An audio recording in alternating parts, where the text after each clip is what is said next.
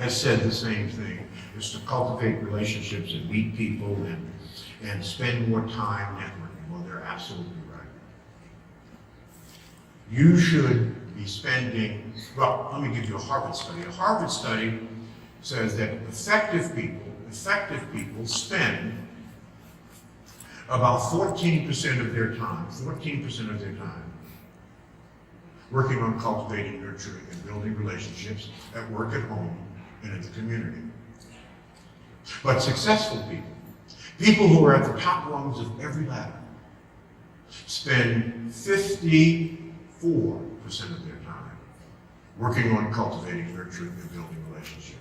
I spend more than 60% of my time cultivating and building relationships at work, at home, and in the community. How much time are you spending? It should be at least 54%. Work on your personal network, work on your operational network, and work on your strategic network. All of them will serve you well in this business. Number 4, systems. There's a system for everything. Everything you do, there's a system. I tell young people when I speak in high schools, if you're getting C's and D's, that's because you're hanging out with people who are getting C's and D's. There's a system for getting a C and a D. So if you want to get A's, you have to hang out with people who are getting A's and follow their system. That's a different system than getting a C. If you want to earn $100,000 a year, but you're only earning 40, then you have to hang out with people who are earning $100,000 a year and follow their system. There's a system for everything. There is a system that I use, and I have to think about this because it has been so habitualized. When someone asked me several years ago, Dr. Fraser, what is your system for building one of America's broadest and most productive networks? I had to think of it. Because it would be like asking you, how do you ride a bike? Well, you would have to think about how you ride a bike, because now you just get on the bike and you just go. You don't really think about the things that you do that enable you to ride a bicycle. So, here's what I do every single day, 365 days a year, and have been doing these things for 40 years. And it is the cumulative effect that has impacted my ability not only to write about this subject, but to activate the networks that I have cultivated over a very long period of time. Here's what I do every single day. Every single day, I write 5 notes a day to people in my network. Now this is easier now than ever before. I used to have to do it by a pen, and a few of them I still do. But with email, you pick 5 people in your network and you write them a note. Hey, how you doing? Was thinking about you, etc., etc., etc. Every single day, at least 5 people. Now, in my case, I probably write 20 or 30 notes a day, but a minimum of 5 a day. The second thing I do every single day is I make 5 phone calls a day to old friends and family members. Now, I have to manage this because you could spend an awesome amount of time talking to old friends and family members. So if you are an old friend or a family member of mine and you get a call from me, you're probably going to hear me frame the call this way. Hi, Shirley. I was just thinking about you. I'm about to get on an airplane. I'm going to Cuba. I've got about 5 minutes. And I was thinking about you and I wanted to see how you were doing. So I managed the call, because if you don't manage calls with old friends and family, you could spend several hours a day just talking old times. So manage the time. The third thing I do every single day is I make 5 personal contacts with new friends every single day. So this is a part of this whole rigor of getting new business cards and then following up and calling them and making sure that they hear from me and etc. The fourth thing that I do every single day is I make 5 sales calls every single day, but I'm not selling anything. I'm just seeing how my clients are doing. Because the last thing you want from your customers or your client really, is for them to hear from you only when you're trying to sell them something, as opposed to articulating a concern and an interest in their life. And the fifth thing I do every day is this is very powerful, very important, very productive. I make 5 introductions of people who need to know other people. 5 introductions to people who need to know each other. So you have to think about it. Who are those people and who do they need to know? Finally, I spend about 30 minutes every single day in social media. Posting on Facebook. A lot of you follow me on Facebook, LinkedIn, Instagram. I tweet. Just saying inspiring things. So let me say this and still be love. I don't believe that you can motivate anybody. I think the reason you get up in the morning is your motivation. But I think we all need inspiration every single day. Even the best of us need to be inspired, need to hear something positive, need to be cheered on and lifted up. I don't call that motivation. You get up in the morning, you're motivated. I call that inspiration. So these are disciplines. These are habits. And then you have to be careful how you spend your time. Where are you going? Are those meetings purposeful? Every week I go to at least one business development network where I can meet people from a particular profession, right? Every week. So I go to Chamber of Commerce meetings, I go to service club meetings, and be careful how you spend your time. All kinds of places that you can go, but be very, very specific about where you're going and why you're there and who is there.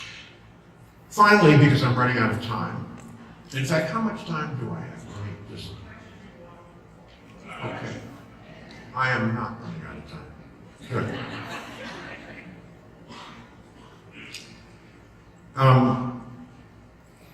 This is the third biggest mistake that so many of us make. You bring nothing to the table. Let me say that differently. God will ensure that each of you will have a seat at the table of life. You'll be invited to dine at the table of life. There will be no exceptions to that rule. But if the only thing you do when you come to the table of life is eat, and you don't bring anything to the table, you will not be invited back. And it'll go down very quietly, without your knowledge. 2 people will be talking about an opportunity, they will bring up your name, and one person will say, no, I don't think they bring anything to the table. And you'll just notice over time that you're not invited. And that's because you don't bring anything to the table. So are you engaged in lifelong learning, personal growth and development, constant, never-ending improvement? Are you engaged in that? Are you learning new things and new stuff every single day? What is your subject matter expertise that you know better than any of your friends? that you would be considered the expert on that subject, and when people think about that subject, they think about you. And do people know this? Are you amazing at what you do, as opposed to being average? Now, a couple of these things I've talked about before. Are you amazing? The 21st century for us must be about amazingness. Because when you are amazing at what you do, you will never have to worry about competition. You'll never have to get in anybody's line. People will get in line for you. It is when you're average to mediocre at whatever it is you decide to do in life, you will have to seriously worry about competition. Why? Because most of America is about average. So therefore, that's what all the competition is. If you want to separate yourself, and you've seen those who have separated themselves from the masses up on this stage, excellence and amazingness has to be your goal.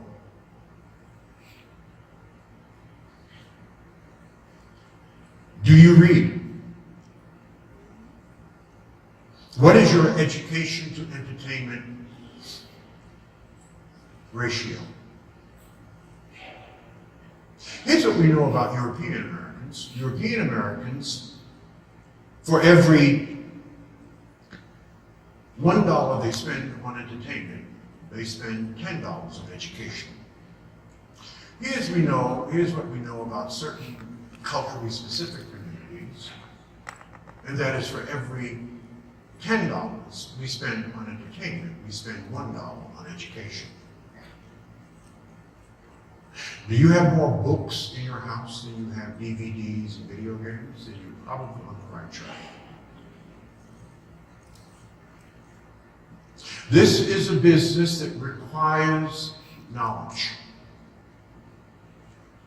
It's not it's not complex business. It's not nuclear physics. It's stuff that we can learn, but we have to study, and it's changing, and there are lots of options. And so investing some time each and every day studying this business and all of its machinations and all of its options will separate you from the masses.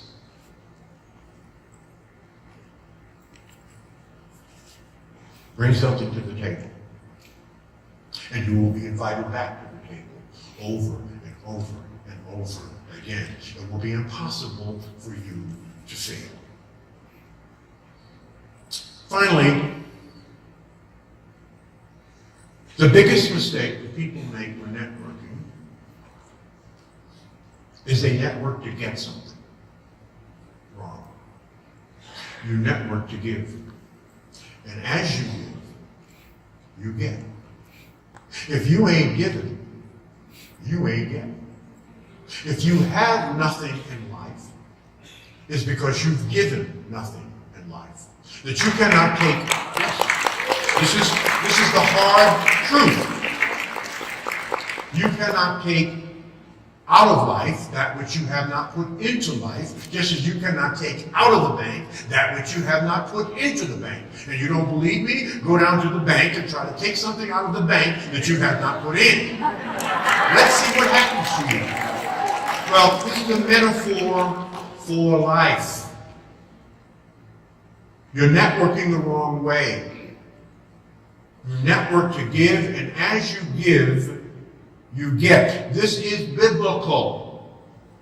I didn't make this up. There's in every religious text in some form, regardless of your spiritual or religious influence. Are you giving? Are you serving? Are you loving? Are you adding the highest value every minute of every day?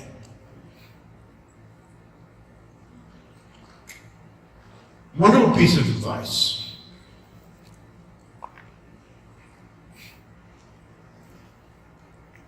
The best way to bond with people if you want to really bond with someone,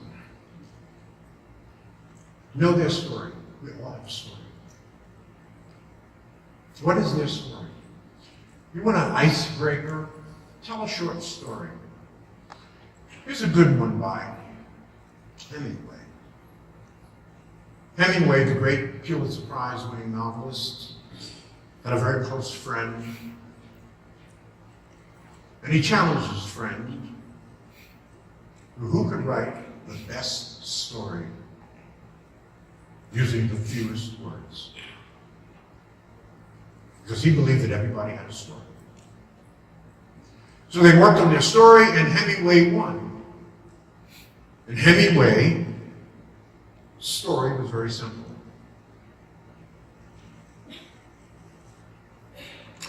Baby shoes, for sale, never used. 6 words, a complete story. It makes you think. If you could write your story in 6 to 9 words, this is my assignment for you on your way back home, what would your story be? I could tell my story in 9 words. You've heard this before. My story is, it's not how you start, it's how you finish. What's your story? What's the story of your customer? You want to bond with your customer? Challenge them to tell you their story in 6 to 9 words. Everybody has a story. Everybody. A couple of tips if you want to be an effective networker. Someone suggested this from the stage, and I applauded him quietly in the seat over there. You will never find me without a piece of paper in my pocket. I always have a blank piece of paper. Why? Someone said it, to take notes. I learn everywhere. And when Phil says something brilliant, or Shirley Liu, or Shirley Johnson, or Corey Vu, I write it down. Keep a piece of paper with you. Write it down. You notice I did not have any slides. Why? I wanted you to write it down. Why?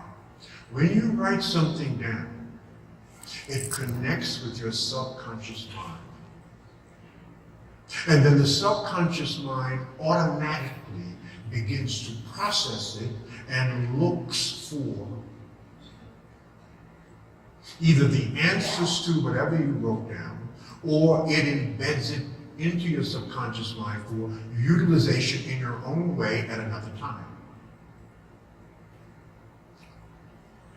Write it down.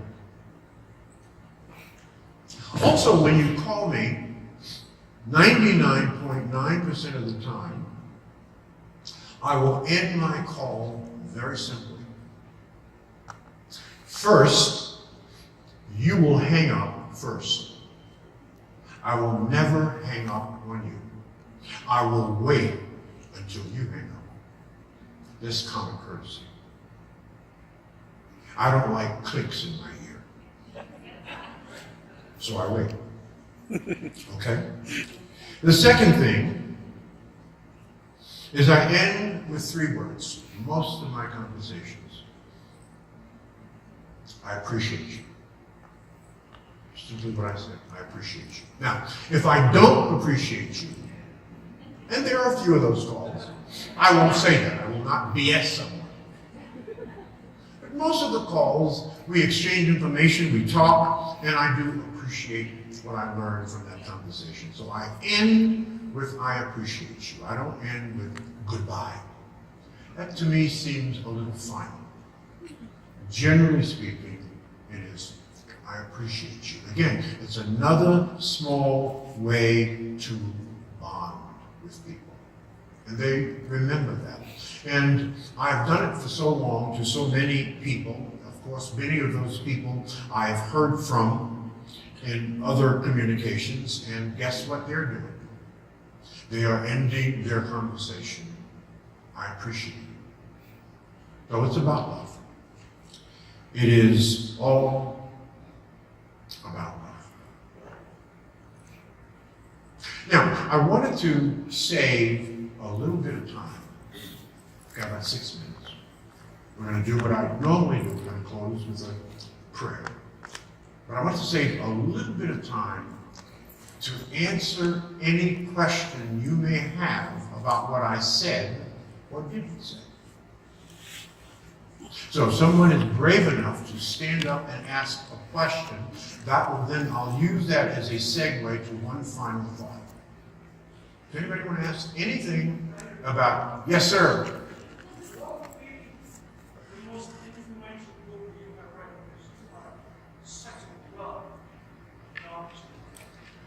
Now, I did not pay him. I did not pay him to ask that question. But I happen to have that book with me. Fabulous segue. Thank you very much. Not only is it the perfect segue, but I would recommend for those in the audience, and I only have a few copies with me, I'll be honest with you. I was really just kidding.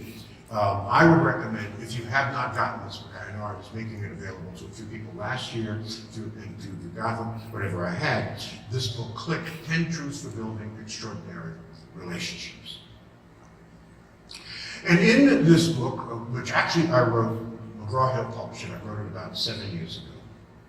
It is a modern day classic, it's over 1 million copies and so on. I posed an algorithm. And I said, essentially, that you do not click with everybody you network with. Things don't automatically happen in a powerful and positive way with everybody that you network with. But there are certain people that come in and out of your life that for some reason you click with them. And those are the people that are generally, you're a part of their team, they're a part of your team, you do things together, you click with them. The question becomes, what is it? What are the elements of clicking with a person? And after years of study, it is my notion that there are 3 things that have to be in perfect alignment in order to click with someone else. Chemistry, fit, and timing. When chemistry, fit, and timing are in perfect alignment, that's when you click. Chemistry, energy, spirit, do you feel the person? Fit, do you share a common vision? Do you want the same things? Are you headed in the same direction? Timing, is it the right time? I can't tell you before I got married how many beautiful women I met. Most of them were married.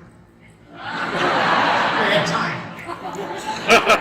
Great fit, awesome chemistry, Phil. Timing, way off. So, I want you to write this down. I'm going to give you the equation. It's a simple little equation. It will help you remember how to create what I call the win-win-win. When you click with someone, you actually create the win-win-win. You win, they win, and the people we both serve win. That's really the business we're in. Creating the win-win-win. But you must win first. When you win, I win. And then when you and I win, the people that we serve in our lives wins. Let me say that differently. Help me. Help you. Help me. You get that? So, I'm engaged because when you build relationships, you don't sell, you engage people. I engage you so that I can understand you, so that I can serve you, and in serving you, that helps me. Help me. Help you. help me. That's an attitude. That's an approach to life. When you approach everything in life, your significant other, your friends, when you approach things in life like that, it's impossible to fail.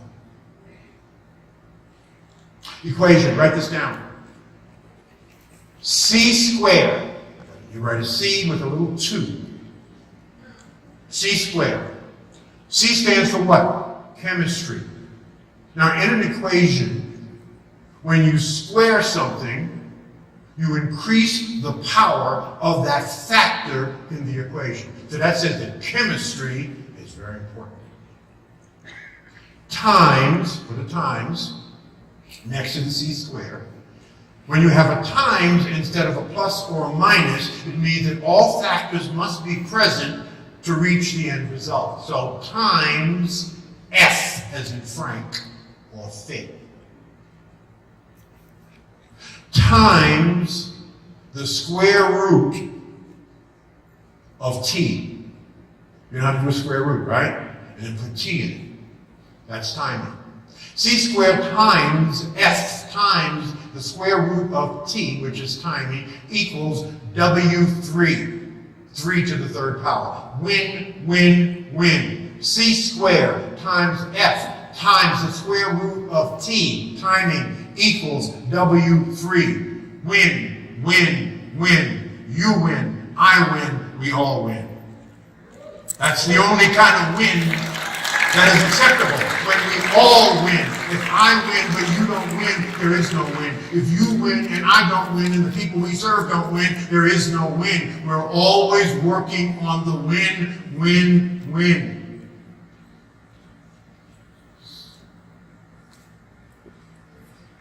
I want you to take the hand of the person on the left and the person on the right, and we're going to close with a short prayer. It is non-denominational. It is the prayer that we close our conference with every year. They are words that we must remember as human beings. Why don't you stand? Yes, because when we say a prayer, we typically stand and we hold hands. Okay.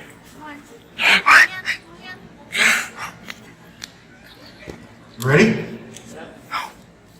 May we always remember those who have gone before us. May we be inspired by their vision and their valor. May their lives continually remind us that service is more important than success. That people are more important than possessions. That principle is more important than power. May whatever we do be shaped and molded by honesty, excellence, and commitment. May our children and our children's children carry forth with pride the nobility of the histories that are represented here and the various traditions that are represented in this room. To the Creator of all of us, by whatever name we may refer to that Creator, we dedicate our lives to make this world better and more beautiful. Thank you very much. Amen.